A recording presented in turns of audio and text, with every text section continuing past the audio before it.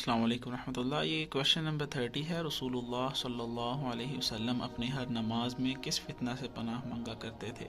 ہمارے آپشن ہے، آپشن اے فتنہ یأجوج مأجوج، آپشن بی برے ساتھی کے فتنہ سے، آپشن سی مال و دولت کے فتنہ سے، آپشن ڈی اولاد کے فتنہ سے، آپشن ای فتنہ دجال سے، آپشن ایف برے دشمن کے فتنہ سے۔ اس کا جو صحیح جواب ہے وہ ہے آپشن ای فتنہ دجال سے۔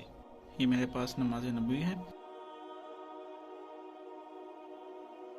تو اس کے پیج نمبر 21 پہ اگر آپ آئیں تو یہاں پہ ایک دعا ہمیں نظر آتی ہے، اللہم انی اعوذ بک من عذاب القبر واعوذ بک من عذاب جہنم واعوذ بک من فتنة المسیح الدجال واعوذ بک من فتنة المحیا والممات اللہم انی اعوذ بک من المأثم والمغرم۔ یہاں پہ آپ صلی اللہ علیہ وسلم نے 4 سے 5 چیزوں سے پناہ مانگی ہے۔ یہ صحیح بخاری کی حدیث نمبر 832 ہے۔